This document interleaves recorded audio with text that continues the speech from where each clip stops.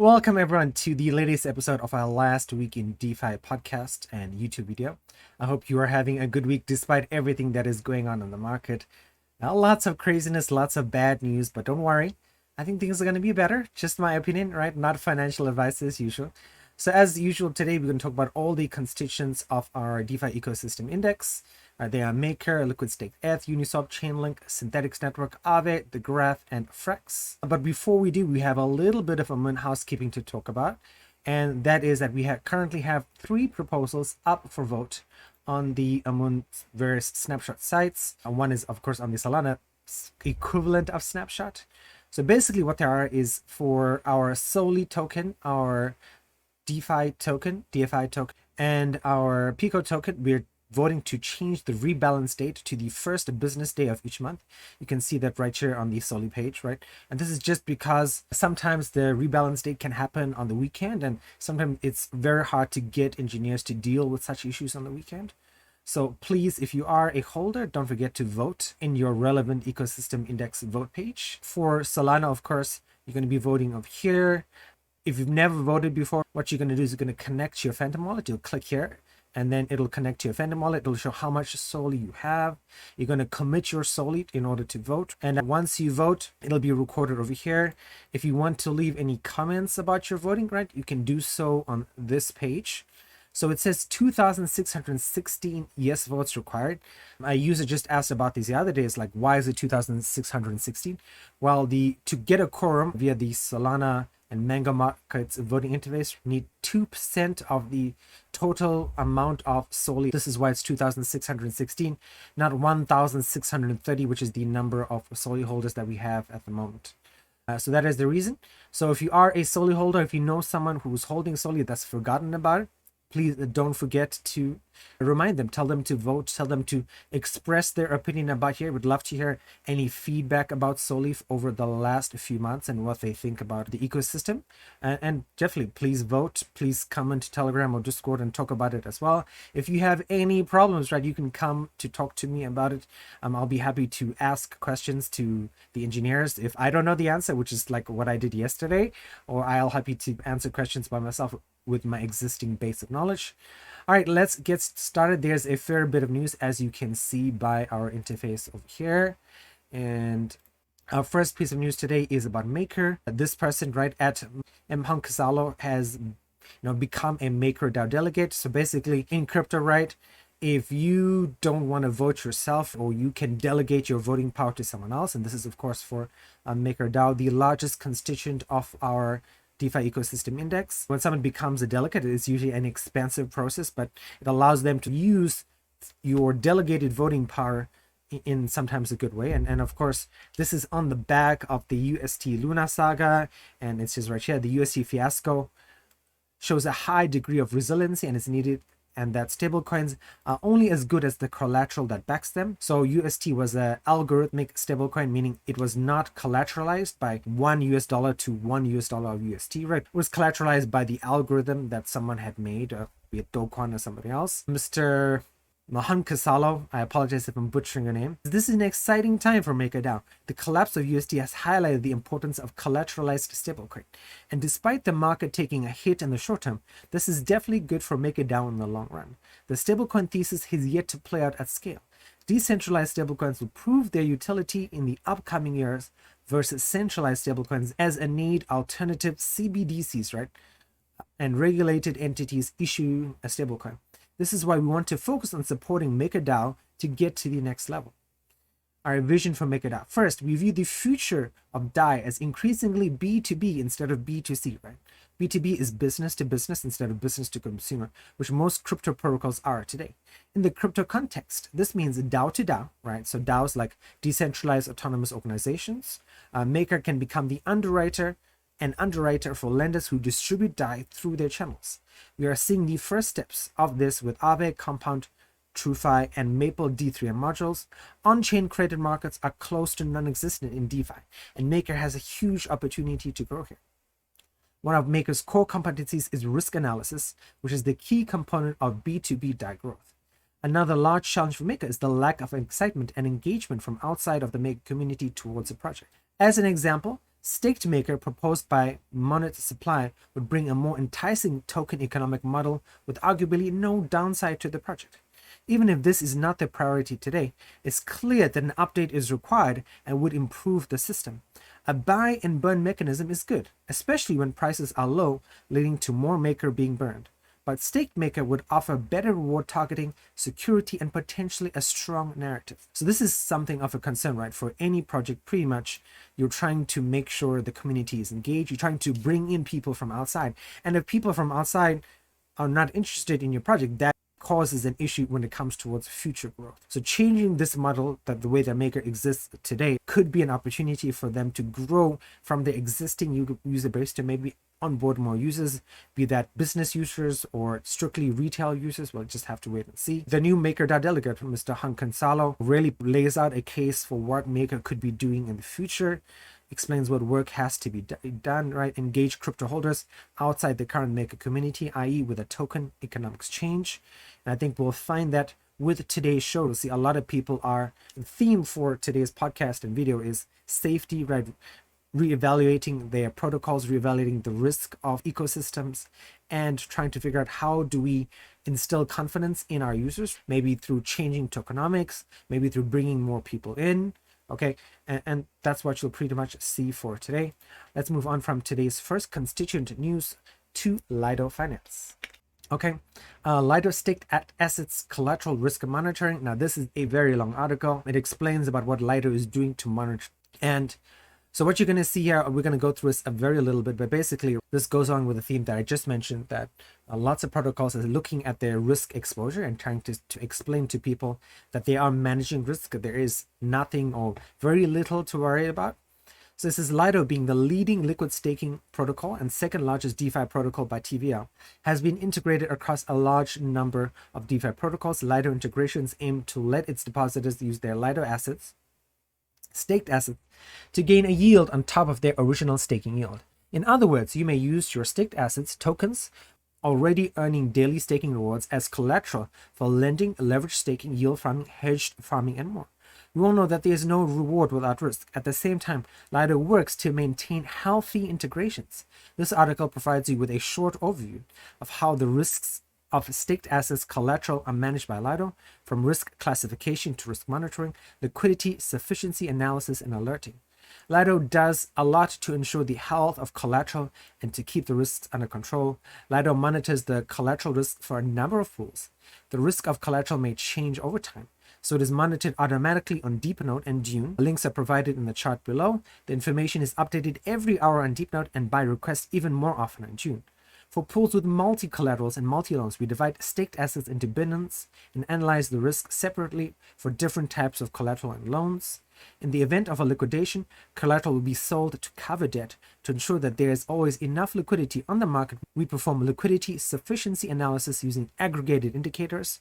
If the number of collaterals in the risk zone grows significantly, we alert our users via Lido Finance Twitter and the Lido team by means of collateral alerts bots. So this explains, right, list of Lido integrations. So Aave, MakerDAO, I think most of you guys know this. SD Curved, Wrapped Staked ETH, Terra Protocol, of course, that is a big risk. Anchor, for your information, LTV, loan to value ratio, risk rating. They explain all the risk ratings over here. I think most people, if you've studied a little bit of finance, will be familiar with risk ratings. The risk rating is here. Risk monitoring, right, integration, monitor dashboard on Dune. So this is something you can check out yourself. So a lot of interesting information, a lot of stuff that sort of should make you feel comfortable or at least understand where Lido is coming from, and they have managed their risks, I believe, in a pretty decent way. They are the largest sort of liquid staking solution on Ethereum, and I believe the largest liquid staking solution in crypto overall. So it is a risk. When something gets very large in crypto, you become less and less decentralized, and that is a problem for Lido, but it is something that Lido is working towards to deal with. So I think that's all we can do about it, is just understand it and then move forward. All right, our next piece of news today that we're going to talk about is Chainlink. Now, we've talked about this before, that Chainlink, I think it was on the last episode of Last Week in DeFi. Chainlink has an awards program, right? Like a lot of protocols do. They award sort of money and resources to people that have a good idea. So Bela Supernova has been awarded some money from Chainlink and Filecoin to develop public health data oracle. I was just talking about this morning on my Wisdom show. It is a live radio show I do Wednesday and Saturdays in the morning. I'm on an app called Wisdom. But anyway, so basically public health, like health data, has been under attack for the last 12 months in terms of ransomware. Public systems, universities, governmental systems in the States and other Western countries. Less than 3 weeks after President Biden demanded that Russian leader Vladimir Putin crack down on cyber criminals, the U.S. government is once again scrambling tonight to contain what some experts are calling one of the biggest ransomware attacks ever. Cyber researchers say hundreds of businesses in the United States have been hit and more than 1,000 across the world. Researchers say the attack was carried out by REvil, the same Russia-based gang that extorted an $11 million ransom last month from JBS, the world's largest meat packer. It is probably one of the biggest, if not the biggest, ransomware attacks ever. Biden said today he directed his administration to help the victims and find those responsible. He said he wasn't yet sure the attack came from Russia, but if it is either with the knowledge of and or a consequence of Russia, then I told Putin we will respond. The hackers reached so many victims by first attacking information technology company Kaseya, which confirmed tonight that it was hit by a sophisticated cyber attack on software used by clients to manage computers remotely. And a major grocery chain in Sweden said it closed most of its 800 stores across the country after cash registers were locked up by what is suspected to be the same ransomware. Traditionally, these criminals have operated with impunity in Russia by and large, as long as they don't target Russian businesses. When NBC News correspondent Keir Simmons pressed Putin last month about cyber criminals based in his country, the Russian leader denied it. Where is the evidence? Where is proof? It's becoming farcical. But there is nothing funny about the impact of ransomware, which is costing the U.S. economy an estimated $20 billion a year and putting critical infrastructure at risk. And Ken Delaney is with us now. Ken, what's the White House prepared to do about this latest attack? White House officials said they never expected Biden's warning to Putin to have an immediate impact, Peter. They say they're going to wait 6 months to assess the situation. And one of the ways I think Bela Supernova plans to address this is with the decentralization. So like the idea that a hacker can't destroy a hospital's healthcare systems or put ransomware on there because a record of that data is available on everyone else who's part of X blockchain. So I think that's fantastic, right? That it will solve a lot of issues, will basically, in theory, put ransomware for hospitals out of business because you can't attack every single node on the blockchain at the moment. Nothing that I've heard of anyway. So that's good. So these guys have been rewarded some money. And so it says, through this grant initiative, Bela Supernova aims to complete the following deliverables. So they need to deliver this content, develop a working MVP that supports secure, encrypted, so it's encrypted, right? So not anybody can access it. Decentralized data storage. I think this is where Filecoin comes in. Build a public data gatherer to collect and organize medical data from the Better HMS application. Deliver public medical statistics from Better HMS to the blockchain ecosystem in a manner that guarantees the integrity of the data. So, as usual, if you are interested in the links or anything we've talked about today, all the links will be down in whatever platform you're looking at, is the podcast or YouTube or Publish or X. Have a look, read the full articles yourselves. I just saw the head of tokens, right, of Amun, James. He was explaining, right, like now in a crypto winter or crypto bear market, now's the time to learn and understand the crypto universe and what is happening and understand things like Bela Supernova and what they're doing. All right, let's move on and let's have a look at Bela Supernova. Changing the world with the power of decentralization, your trusted IT business partner. So this already gives us the clue that they are a sort of business-to-business organization rather than business-to-consumer crypto organization. For 9 years, we have been serving enterprise lever customers across the EMEA, the European Economic Zone, delivering end-to-end solutions to support critical business tasks. We are taking the risk, minimizing the paperwork, providing customers an opportunity to be on top of technology. It explains who they are. And let's have a look at the blockchain section. Improve today for a better tomorrow. We are a trusted blockchain community contributor. Our solutions facilitate blockchain integrations in day-to-day life.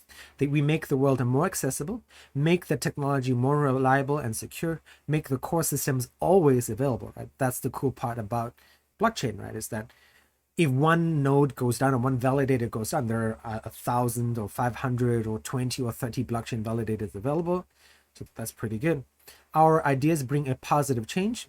We design and develop turnkey solutions and services to facilitate blockchain technology adoption across industries. We deliver great results in time your way. So they are not creating crypto-specific solutions. So if you are looking for a specific solution, they create it for you using the blockchain in a way that you imagine, I think, which is awesome.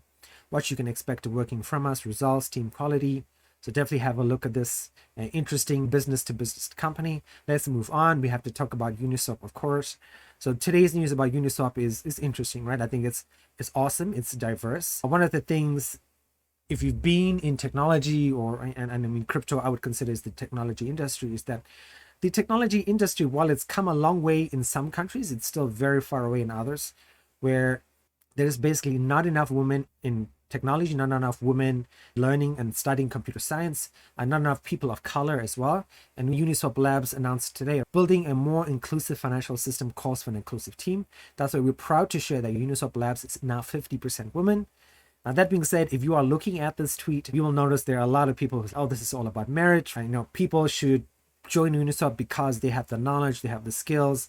And I agree merit is important, but I disagree that merit should be the be all and end all when it comes to considering who should join your organization, because some people just don't have the money. They're super smart, super talented, and they just don't have the opportunity or the money to go to a good school. And so if you dismiss someone because they went to X community college, right, that sucks. Or you dismiss someone because Tom went to Harvard and Jane went to Quincy Community College. It's not fair. So that's why I believe in some cases, even out and diversify teams, you have to hire people regardless of their merit, because different perspectives do help when you're coming up with like revolutionary technology. So it is important. Okay, the other piece of news I did want to talk about is just Uniswap's performance.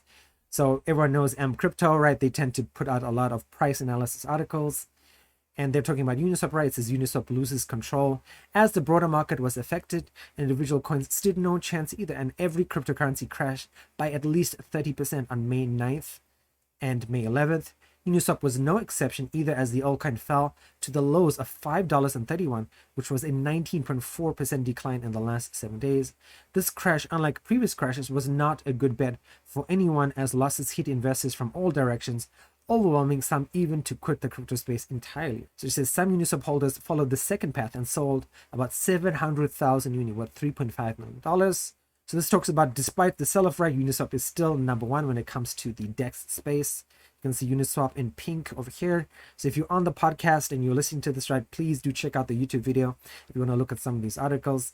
Uniswap, like, still by DEX, weekly DEX volume, right, Uniswap like $40 billion in May. The closest looks like Curve at almost $20 billion. Okay, and market share as well, Uniswap still highly dominant, and the next greatest person I believe is Unify. It could be Curve as well, I believe. But yeah, that is Uniswap. They are still supremely dominant when it comes out to crypto. Let's keep moving on. All right, our next piece of constituent news is Synthetix protocol, a new liquidation mechanism. Again, this follows on the theme of safety. They're explaining that they have a new mechanism for liquidation. So it says, first, users must understand the former system and why the change was needed. The first liquidation SIP was proposed in SIP 15 back in August of 2019. The motivation at the time was to encourage minters to remain above the required collateral ratio and create a strong economic incentives for stakers to restore their C ratio if they've been flagged to be liquidated. The current liquidation mechanism is as follows. The liquidator needs SUSD to liquidate someone else. The liquidator repays the debt issued by the staker being liquidated with their SUSD, and then it is burned. The SNX collateral is bought at a discount and sent to the liquidator. Reason for change: while this did work during standard market conditions, there were fears that during the periods of flash crashes and other volatile market periods, cascading liquidations could of course risk to the stability of the Synthetix protocol. All right, not a long article. Definitely have a read about it. We are running a little bit low on time, but I think this is good when protocols take forward-looking actions to say, okay, the market is volatile, the market is bearish. We should create new mechanisms to keep our users safe, to keep the protocol safe, and that is exactly what Synthetix has done. So if you are a fan of Synthetix protocol, you should be very bullish or very positive about their action. and this is good. Let's move on to Aave as well. Aave has a lot of cool news. Aave V3 has launched, and what is happening in V3? This video looks really cool with the Avogachis. So it says Portals facilitates cross-chain transactions, and we've talked about this on the podcast before, that cross-chain transactions are the future of crypto, where everyone's blockchain from Avalanche, Solana, Ethereum all work together. High efficiency mode unlocks higher borrowing power. Isolation mode allows for new assets to be listed while protecting the protocol. This is the big one, gas optimization. Gas costs for all functions reduced by 20 to 25%. So that is good, because a lot of the time when you're doing stuff on Aave, gas is a big concern. It is expensive. Okay, but wait, there's more. L2 designs, specific features for L2 networks, right? Arbitrum, optimism, all these things are going to be useful. People believe the future of cryptocurrency. Risk management have to be safe, provides additional protection through various risk caps and other tools. And wait, there's more. To learn more, you can check out the article on GitHub. Ready to take V3 for a spin, the community is greenlit V3 deployments across. So you can find the V3 version on Polygon, Phantom, Avalanche, Arbitrum, Optimism, and Harmony. Okay, users will be able to access V3 via countless new wallet integrations and access points on InstaDApp, DBank DeFi, 1inch Paraswap, Zappify, DeFi Saver, Zero, and lots of cool stuff happening with Aave V3. If you are an Aave V3 user and you've not had a look for a while, you should definitely go and check out their website. I've gone to the website myself, and I just haven't been able to figure out like what is the difference, but I think I might have just not been looking or clicked on the wrong button. But definitely, if you're an Aave user, that is something for you to check out. The next thing is about Graph Hack. So on the last episode of Last Week in DeFi, we talked about Graph Day. So Graph Hack is happening after Graph Day. It is a hackathon. It is free. You get to go to San Francisco. You get to work on a hackathon. There's a bunch of questions over here on the bottom, which sort of answers the stuff. Is how can you start applying? Where can you find people to join with? If you are somebody who's a computer programmer and you're like, okay, I need more people, there are people in the Graph community who you could possibly join. And it's, do you have to be a programmer? No, you don't. You can be a marketer. You can be a business development person. You guys can all form one team to participate in the Graph Hack Day. So I think more events, definitely fantastic. And America has opened up despite COVID-19.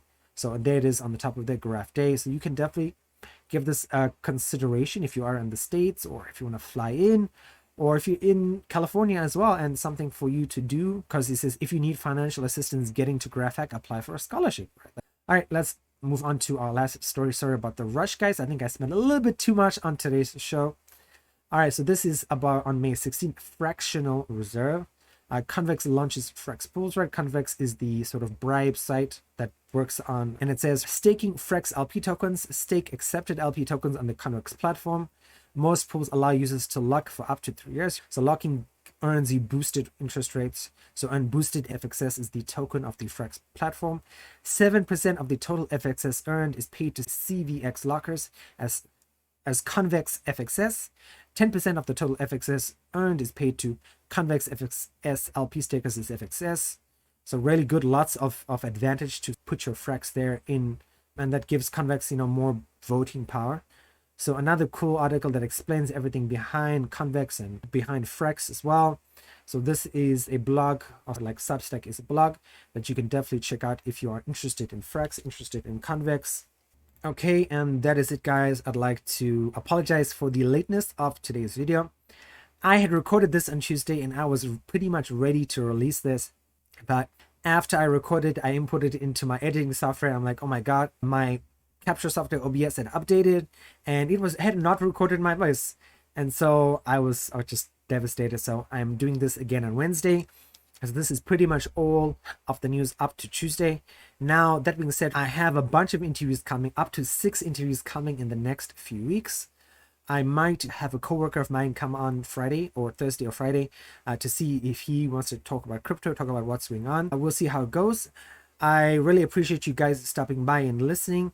I hope you enjoyed today's episode. If you have any questions, contact me at twitter.com/AmunCrane, AMUN. Come to our Telegram, come to our Discord. All those links are on the bottom of the podcast channel, of the YouTube channel. I'd love to see you guys stop by. And otherwise, we will talk to you guys later. Thanks very much for supporting the show.